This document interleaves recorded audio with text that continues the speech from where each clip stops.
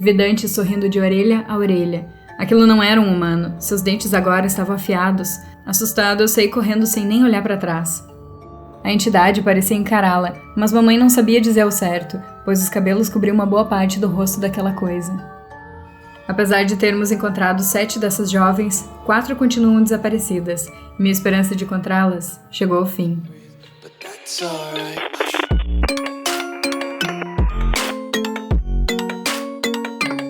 Oi pessoas, aqui é a Carol. Sejam bem-vindos a mais um Terror Remake. Nesse quadro eu leio histórias de terror que meus inscritos me enviaram enquanto eu faço a minha maquiagem. Se você gosta de histórias de terror e coisas assim, não esquece de se inscrever aqui no canal, tá? Então, sem enrolação, vamos começar. O emprego. Para um jovem de 22 anos no dia de hoje, é muito difícil arrumar um emprego, ainda mais se não tiver nenhuma experiência no mercado de trabalho, assim como eu. Foi aí que decidi sair pela rua espalhando panfletos, assim como fazem na televisão. Quem sabe assim, um ser de bom coração sente pena e me arrumou um emprego. Foi no dia 13 de dezembro de 2019, uma sexta-feira 13, que recebi uma ligação.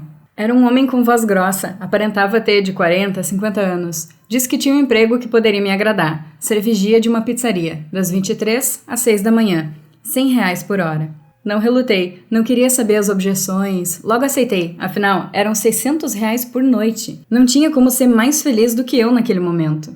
Me encontrei com esse senhor no dia seguinte, ele me fez assinar uma papelada. Curioso, eu li o último parágrafo dos termos. Em caso de ferimentos graves ou perda de sentidos humanos, não processarei a empresa. Achei engraçado e ri. O senhor olhou para mim, levantou e me entregou a chave com o mapa do local e foi embora, levando uma cópia dos termos. Às 22 horas, eu já estava arrumado. Levei uma lanterna por precaução dentro da minha mochila preta. Às 23 horas, eu estava na frente do local.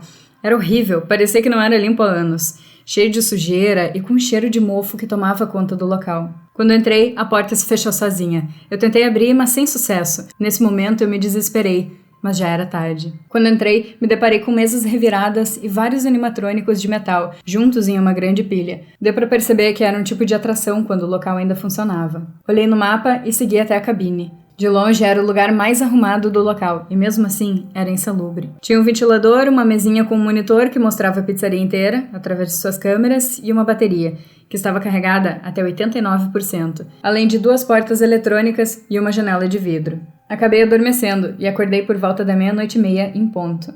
A primeira coisa que fiz foi olhar o monitor, e um dos animatrônicos tinha desaparecido. Entrei em desespero total, temia pela minha vida. Já tinha visto que ali não era um lugar normal, tinha uma energia sobrenatural.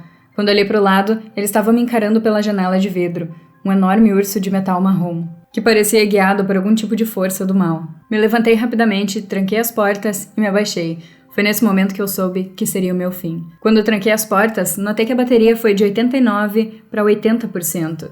Ela descarregava de maneira surpreendente, e se descarregasse completamente, a porta se abriria e eu seria um ótimo banquete para aqueles robôs famintos. Foi então que decidi que ficar ali não seria uma maneira de escapar. Peguei minha mochila com minha lanterna na mão e comecei a correr. Entrei em uma sala que tinha ursos gigantes de pelúcia, mas pareciam inofensivos. Seria uma ótima forma de se esconder ali até amanhecer. No entanto, minha rinite não foi uma boa amiga no momento. No primeiro espirro, tinha 2 dos monstros de metal dentro da sala, a qual só tinha uma porta que estava sendo bloqueada por um robô que parecia uma espécie de bailarina. Não tinha escapatória, era o meu fim. Um robô assustador que usava um tapa-olho me pegou pelo pescoço, e foi ali que tive certeza que eles não queriam me comer, mas me transformar em um deles. Oi Carol, me chamo Bia, tenho 17 anos e escrevo desde os 15. Essa história é baseada em um jogo de terror que eu sou completamente apaixonada, espero que goste. Ai, que massa, eu também amo FNAF. Eu adorei os detalhes da data, da ambientação e tal, e você escreve muito bem. Só que eu acredito que essa história poderia ter sido um pouquinho mais longa. Acho que você podia escrever mais, desenvolver mais, porque ela tava ficando bem interessante ali no fim. Enfim, só acho. Começamos muito bem hoje. Vamos para a próxima. O bar. Eu sou um estudante de medicina e tinha um emprego de meio período em um bar próximo ao dormitório da minha faculdade. Eu gostava da faculdade, mas não gostava da ideia de ser um médico. Eu sou preto e nasci e cresci numa periferia, e meus pais sempre quiseram que eu fosse um cara bem-sucedido, mas meu sonho sempre foi trabalhar com mixologia. Eu era um aluno mediano, me dedicava mais ao trabalho do que à faculdade, e ganhava um salário que era o suficiente para eu me sustentar e pagar as minhas contas. E talvez com sorte eu ganhasse uma gorjeta generosa que daria para comprar algo para mim e para o meu namorado. Seu nome era Alex. Ele sempre apoiou meu sonho e esteve comigo nos meus piores momentos. Estamos juntos há 4 anos, e ele é 1 ano mais velho que eu, mas meus pais não aceitam nosso namoro. Só que isso é história para outro momento. Um dia, durante a aula, meu celular vibrou. Vi que tinha uma mensagem, mas ignorei, pois a matéria da aula era muito difícil para mim e eu precisava prestar atenção. No fim da aula, peguei meu celular e vi que tinha uma mensagem do meu namorado. Ele estava me chamando para jantar na casa dele e disse que tinha uma notícia ótima para mim. Eu estava de folga, então concordei. Era uma sexta-feira, e quando acabaram as aulas, eu fui pro dormitório. Juntei alguns itens de higiene pessoal e algumas roupas, e saí pra casa do meu namorado.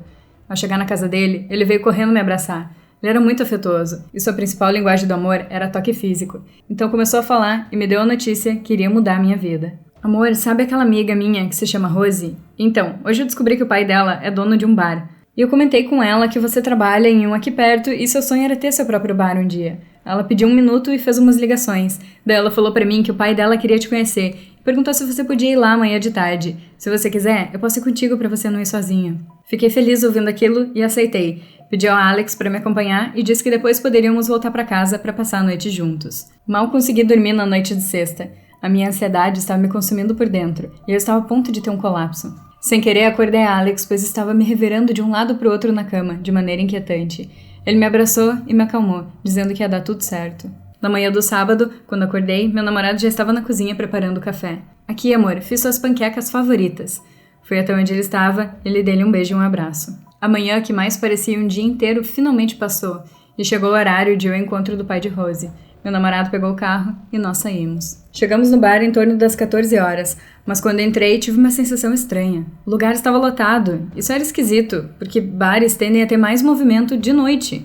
Mas decidi não me apegar a isso. Eu estava admirando o lugar, que era muito chique, perdido nos meus pensamentos. As pessoas estavam rindo e conversando alegremente, todas vestidas de forma extremamente elegante. De repente, um homem alto, de cabelos ruivos, para na nossa frente com um sorriso amedrontador e diz: "Você deve ser o Alex. Minha filha falou muito bem de você. Seja muito bem-vindo ao nosso bar. Eu sou Dante." Enquanto estendi a mão para cumprimentar meu namorado. "Sim, muito prazer em conhecê-lo", disse Alex apertando a mão do pai de Rose. "E você é?" Eu estava nervoso e de cabeça baixa, então levei alguns instantes para assimilar que ele estava falando comigo. "Yuri, prazer", balbuciei ainda olhando para o chão. Acho que Dante percebeu que eu estava tenso. Ele me chamou para conversar no escritório e pediu para o meu namorado esperar no balcão onde os drinks eram servidos. Segui ele até seu escritório e ele me ofereceu uma bebida, que aceitei de bom grado porque eu precisava de algo para relaxar. Em seguida, ele me pediu para falar de mim, minha história e quais eram minhas experiências. Falei tudo e no fim ele me entregou um contrato, que eu prontamente comecei a ler. Ignorei as letras pequenas, pois sempre pensei que o que diziam sobre as letras pequenas serem importantes era bobagem. Quando cheguei ao fim das páginas, eu vi que o salário que estavam oferecendo era o triplo do que eu recebia. Meus olhos brilharam. Eu estranhei, pois era um valor relativamente alto para o emprego de meio período, mas o que me importava era que isso me proporcionaria uma melhor condição de vida. Então, o pai de Rose me entregou uma caneta tinteiro vermelha, com uma tinta de procedência duvidosa, que era espessa e com vermelho que parecia sangue. Ignorei, peguei a caneta, assinei as páginas e perguntei quando eu podia começar. Dante disse que segunda-feira começaria. Meu turno era das 8 da noite às 4:30 da manhã.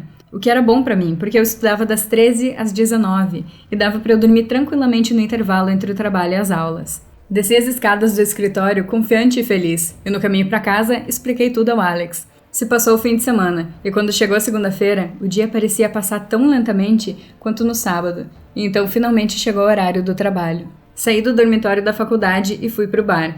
A atmosfera de lá permanecia a mesma de sábado. Fiquei no balcão esperando o Dante aparecer para me dar as instruções. Se passaram 3 minutos, e vi ele saindo do escritório com aquele sorriso que ainda me assustava. À medida que ele se aproximava, um arrepio percorria minha espinha e eu suava. Ele andava devagar, e a distância entre o local onde eu estava e o escritório era longa o suficiente para eu me perder novamente em meus pensamentos. E lá estava eu, repensando todas as escolhas que eu tomei na vida. Me assustei quando senti a mão de alguém no meu ombro. Era Dante. Eu estava tão imerso na minha cabeça que mal percebi que ele estava na minha frente. "Preparado para o seu primeiro dia?" perguntou Dante. "Sim, eu nasci preparado", eu disse com um sorriso. Dante chamou uma moça de olhos claros e cachos dourados, que reluziam com a iluminação do bar. Ela veio rapidamente até nós. "Yuri, essa é a Amélia. Ela vai te guiar e te explicar as regras." "Regras? Eu conheço elas, eu trabalhava em um bar." Dante se virou para mim e disse: "Aqui temos algumas regras especiais que você vai precisar saber para poder trabalhar aqui." Amélia olhou pra mim e perguntou se eu havia lido as pequenas letras do contrato, e eu disse que não. Então sua ousadia tem explicação, murmurou. Não ouvi direito, mas ignorei. Amélia pediu para eu acompanhar ela, e durante o percurso, ela me falou as regras. No início, eu não dei muita atenção, pois eram regras de conduta básica, e até nesse momento estava tudo bem. Porém, ela me puxou para um canto mais privado e começou a explicar as regras especiais. Primeiramente, você deve estar ciente que um senhor de idade, com olhos azuis, pode entrar no bar. O nome dele é Charles. Ele irá se dirigir a você e perguntar seu nome. Não diga seu verdadeiro nome. Minta, e não olhe por muito tempo em seus olhos. Se você olhar para os olhos dele e ver chamas, você morre. Senti calafrios por todo o meu corpo. Naquele momento eu só queria sair correndo de lá, mas algo me impedia. Talvez o fato de que eu não acreditava tanto nisso. Logo, ela continuou falando. A segunda regra é que às 3 da manhã, em ponto, a vodka vai acabar. Independente de quantas pessoas beberam, a garrafa sempre irá ficar vazia. Você deve descer até o porão e no primeiro refrigerador vai ter uma garrafa nova. Pegue-a e suba com ela. Você vai sentir que a garrafa está esquentando e queimando suas mãos. Aguente. Sob hipótese alguma, deixe ela cair, pois os clientes podem não gostar disso. Eu comecei a tremer e suar, mas não tinha opção de pedir para ir embora. Já havia assinado aquele maldito contrato e me demitir estava fora de cogitação. Amélia fez uma pausa e um silêncio se instaurou entre nós dois. Acabou? Perguntei com voz trêmula. Amélia olhou para mim e continuou falando. Se um rapaz vestido com uma roupa de militar de guerra civil e com uma bengala aparecer, pegue a arma que fica embaixo do balcão e atire nele. A próxima regra é que existe uma garrafa ao lado do freezer. Ela tem um rótulo vermelho. Sempre misture um pouco da bebida que tem nela na bebida dos clientes. Essa bebida que deixa os drinks interessantes para eles. Eu limpei a garganta e perguntei o que havia dentro dessa garrafa. Amélia suspirou e disse que eu descobriria quando ela falasse a próxima e última regra. E como eu estava curioso, pedi para ela continuar e me calei. A última regra e mais importante é: caso o bar esteja vazio e somente Charles esteja presente, ele irá te fazer uma pergunta pessoal e constrangedora. Você vai sentir uma vontade avassaladora de falar a verdade, mas se esforce ao máximo para mentir. Caso você fale a verdade, você desmaiará e quando acordar, vai sentir uma leveza e perceberá que na verdade você morreu e sua alma está aprisionada na garrafa de rótulo vermelho. Quando a Amélia terminou, me senti tonto e comecei o trabalho. Às 3 horas, a vodka acabou. Seja por coincidência ou não, achei melhor não arriscar e fui buscar outra garrafa no porão. Era frio e úmido, tentei acender as luzes, mas não consegui. Ignorei e segui o pouco de luminosidade que vinha direcionada do bar. Enquanto subia as escadas, senti minhas mãos esquentando, e ao chegar no balcão, larguei a garrafa na pia. Não quebrou, mas o barulho foi suficiente para que os olhares dos clientes se voltassem para mim, e seus sorrisos sumissem. Meu coração parou por alguns segundos, e eu comecei a suar frio. Mas por sorte, depois de alguns segundos, de um silêncio mortal, os clientes voltaram a conversar e ri. Respirei aliviado, mas minha felicidade não durou muito. Vejo uma bengala e depois um homem fardado entrando. Ele tinha uma aparência estranha, era pálido e parecia exausto, mas seus olhos não tinham nada, eram completamente brancos. Entrei em pânico e lembrei da arma. Peguei e atirei. O barulho foi estrondoso, mas os clientes pareciam não ter ouvido. Vi o homem cair no chão e quando me abaixei por alguns milésimos de segundo para guardar a arma, seu corpo havia sumido. Ainda eram 3h45 e não vi Charles entrar. Os clientes começaram a ir embora e o bar logo estava vazio.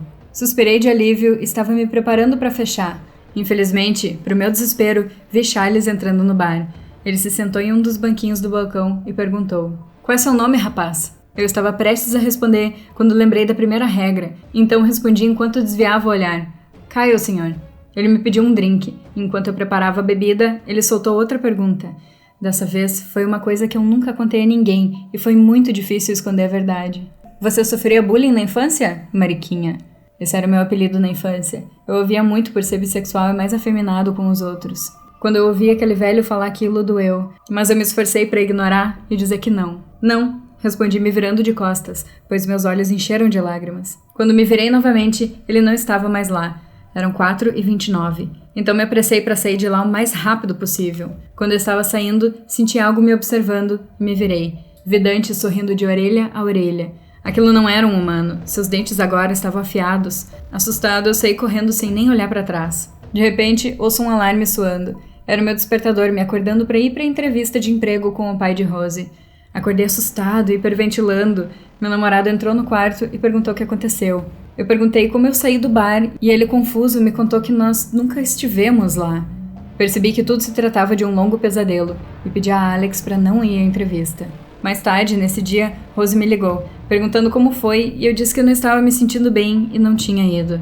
Poxa, que pena, você iria amar aquele lugar, disse Rose. Me desculpei e disse que talvez na próxima, e desliguei o telefone.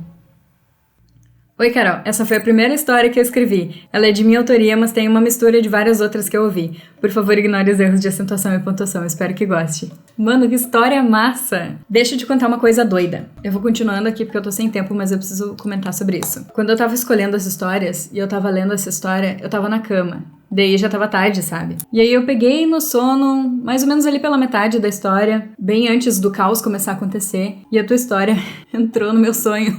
Só o que eu já tinha lido, né? Óbvio. Mas enfim. Aí do nada eu acordei muito suada, morrendo de calor. Foi muito sinistro, porque tava 4 graus.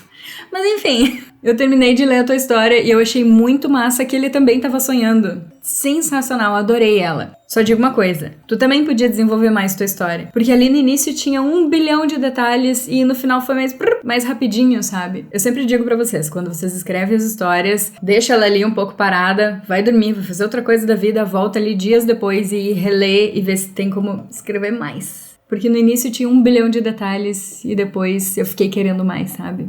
Gostei igual. Vamos pra próxima. Acontecimentos estranhos em uma escola localizada no fim do mundo. Quero primeiramente deixar claro que os fatos a seguir realmente ocorreram. Não estou falando isso para assustar ou para parecer clichê.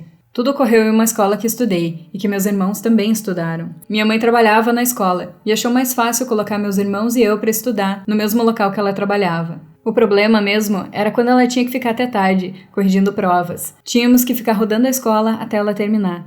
A dona e diretora do lugar não se importava. Não direi o nome do colégio, o máximo que precisam saber é que ele está localizado em uma região bem afastada. Não sei ao certo quando os eventos paranormais tiveram início. Colocarei apenas aqueles mais famosos e aqueles que me lembro. Deixando claro também que os casos não estão em ordem.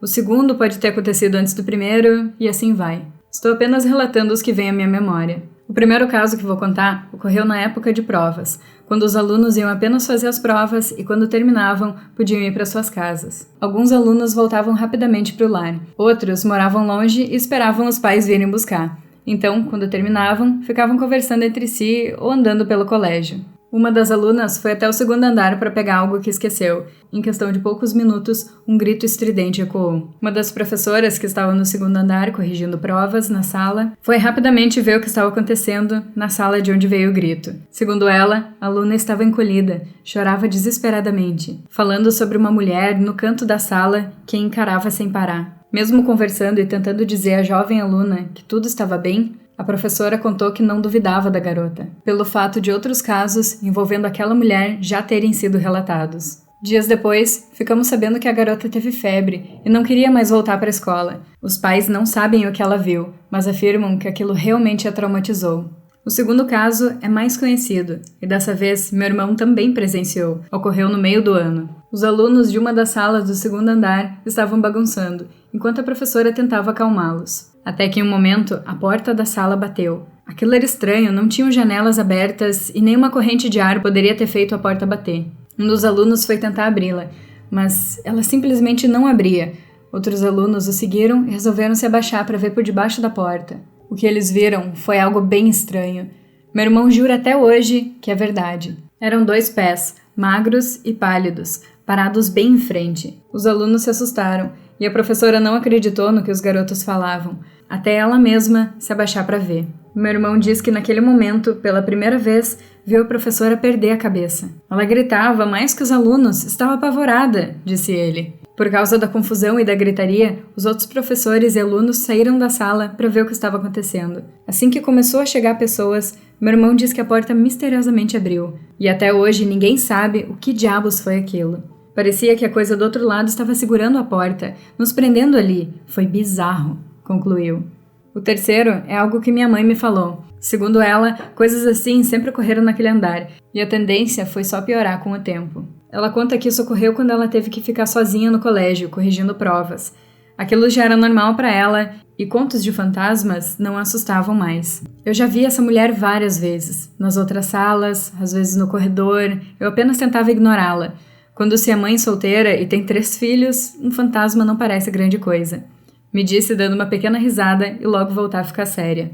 Foi isso que ocorreu novamente naquele dia. Ela disse que precisava ir ao banheiro e, no caminho, viu o vulto daquela mulher passando do seu lado.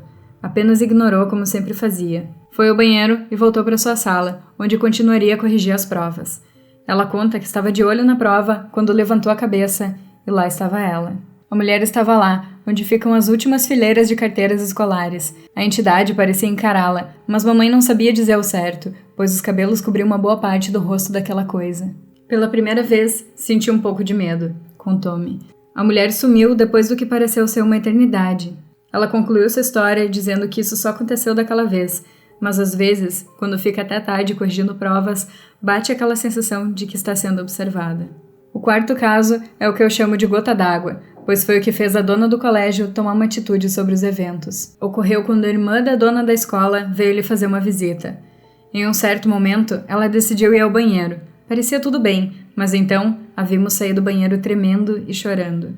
Perguntada sobre o que aconteceu, falou que quando estava de frente para o espelho, viu uma criatura pálida, bastante magra e com longos cabelos atrás dela. Vendo a gravidade da situação, a dona percebeu que teria que dar um jeito nisso.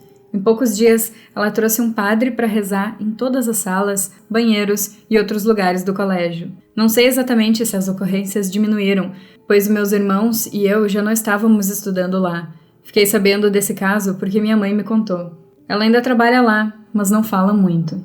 O quinto caso ocorreu quando eu ainda estudava lá. Esse foi um dos que assustou todos. Na época, eu devia ter uns 10 anos. O zelador da escola era um cara conhecido por todos, sempre brincando e soltando piadas. Os alunos adoravam ele. Um dia, uma das professoras chegou mais cedo e resolveu subir até o 2º andar para arrumar logo sua sala. Chegando lá, encontrou-se com o zelador deitado no chão. Ela achou que era mais uma das brincadeiras dele, e no começo até soltou umas piadas também. Isso, até tocar nele e perceber que não era uma brincadeira. O zelador estava morto. O engraçado é que ele morreu na mesma sala onde, tempos depois, a garota do primeiro caso disse ter visto a tal mulher. Oi, Carol, tudo bem? Espero que goste da história. Lembrando que não fui eu que escrevi. Um beijo, adoro seus vídeos. E meu avô tem medo de você. Ai, que sinistro! Eu encontrei essa história em vários lugares. Pelo jeito, é uma creepypasta, né? É bem massa. Mas a minha dúvida é, por que teu avô tem medo de mim? Eu sou bem querida, eu juro. Se for pelas histórias, eu entendo, porque a minha avó também morre de medo dessas histórias. Vamos pra próxima. O assassino do alfabeto. Era 26 de novembro de 1973. Uma noite tranquila quando a chuva começou a cair, e as poças que se formavam distorciam a lua pálida. Estou sentado no sofá, me deleitando de um café e assistindo o noticiário. Infelizmente, com muito desgosto, pude ver a notícia que levou meu café ao chão. Mais uma jovem é encontrada morta com as vestes dentro de uma caixa de presente. As vítimas eram jovens de 25 a 28 anos, cujo sobrenome começava com a mesma letra do primeiro nome, encontradas nuas, segurando suas roupas dentro de uma caixa de presente, sendo cada uma das caixas com as respectivas cores favoritas de cada jovem. Por mais que tenham sido encontradas nuas, só uma delas apresentava abuso, Amanda Alencar, da qual foi extraído o DNA do sêmen encontrado na autópsia. Estou ciente de que já lidei com casos muito mais perturbadores, e casos que pude resolver o mais rápido possível sem perda de tempo. No entanto, esse caso era insano, e parecia não ter solução.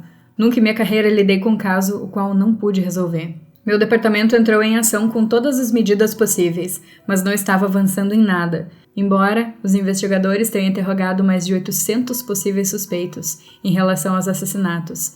Quem os cometia nunca foram capturados, e o caso permaneceu sem solução. Já estava começando a me dar dor de cabeça, mas não poderia perder a esperança. O único suspeito era um parente de uma vítima, era Miguel Fernandes, o tio de Francine Fernandes. Ele tinha os traços do perfil do assassino e havia se mudado há 4 dias após o assassinato de sua sobrinha. Era mais que o necessário, e mesmo após ser interrogado, não pôde fornecer um álibi confiável para os seus movimentos na data do assassinato de sua sobrinha. Nenhum indivíduo foi localizado para corroborar suas informações. Apesar de fortes evidências circunstanciais que atestam a culpa de Miguel, nenhuma evidência física foi localizada na cena do crime. No final, Miguel Fernandes tirou sua vida, em 1991, com 46 anos, na sequência de um incidente em que atirou e feriu a mulher e o irmão. Tudo voltou ao começo. Não pude pensar em mais nada que poderia ser feito. Meses se passaram até eu conseguir encontrar mais um suspeito. Mesmo após interrogá-lo, descobri que Carlos Rodrigues era apenas uma pessoa que estava na hora errada e no local errado. Então, o descartei de suspeito. E, infelizmente, uma semana depois, Carlos teve o mesmo fim de Miguel Fernandes. Anos se passaram e o caso foi arquivado, caindo no esquecimento. Até que, para minha surpresa, em abril de 2011, foi reaberto. Com a apreensão de Bruno Álvares, de 58 anos, pelos assassinatos de 4 mulheres entre 1977 e 1994, cujo sobrenome começava com a mesma letra do seu primeiro nome. Se descreveu inicialmente para as autoridades como fã do assassino do alfabeto e tentou copiar seus assassinatos e perfil. Mesmo após ele falar isso publicamente, o teste de DNA confirmou que Bruno Álvares não era compatível com as amostras de sêmen recuperadas do corpo de Amanda Alencar. Bruno Álvares foi levado a julgamento em 18 de agosto de 2013, acusado do assassinato de 4 mulheres. Em 22 de novembro de 2013, Álvares foi formalmente condenado à morte. Amanda Alencar, Beatriz Barcelona, Doris Dornelles, Emily Ebert, Francine Fernandes, Gabriela Guimarães, Ellen Hernandes, Irida Lino, Jessica Jacobs, Carol Capstick e Katrina Kopp. Apesar de termos encontrado 7 dessas jovens, 4 continuam desaparecidas e minha esperança de encontrá-las chegou ao fim. Estive com muita cautela durante todos esses anos, mas parece que todo o meu esforço foi por água abaixo. Nunca esquecerei de como isso impactou minha vida profissional e pessoal. Se eu pudesse morrer sabendo que o culpado está preso, poderia morrer mais pacificamente do que vivi. Não posso fazer nada para consolar essas famílias. A coisa mais plausível a se fazer seria capturar o culpado, mas isso está fora do meu alcance. No entanto, capturando o culpado não iria trazer as jovens assassinadas de volta. Talvez, para eles, apenas um sentimento de alívio seria o bastante, com o assassino capturado. Estou ciente de que essas famílias não serão as mesmas, e que nada poderá preencher o vazio que ficam dentro deles, como dentro de mim. Sei que minhas palavras podem não valer nada, ou sequer mudar alguma coisa, mas sinto muito. Eu tentei. Oi, Carol, comecei a seguir você há um bom tempo e acompanho o seu canal. Antes, eu já escrevia histórias, mas meu modo de escrever não se encaixava em nenhum gênero literário. Mas, a partir do momento que eu comecei a acompanhar seu canal, descobri que meu erro não estava na escrita, e sim no gênero. Escrevo histórias de terror desde então e gosto muito de escutar você contando as histórias dos inscritos. Desde já, agradeço você ter lido a minha história. Ela foi baseada num caso de 1971, os assassinatos do alfabeto. Mudei algumas coisas na história, mas não saí do ponto principal. Tenho 16 anos e que continue com mais histórias intrigantes com terror e make. Atenciosamente, com muito carinho, Gabriele. E lá foi a Carol morrer de novo em mais uma história, né?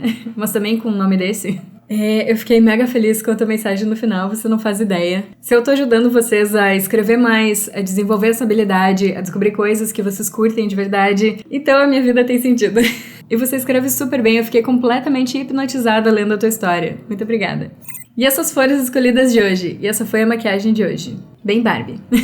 Muito obrigada a todos que mandaram essas histórias, e se a tua não apareceu ainda, calma que um dia a gente chega lá. Mas pra aparecer aqui, só vale se mandar pelo meu site. Eu vou deixar um link ali na descrição e nos comentários também, é só clicar lá, preencher e enviar bem facinho.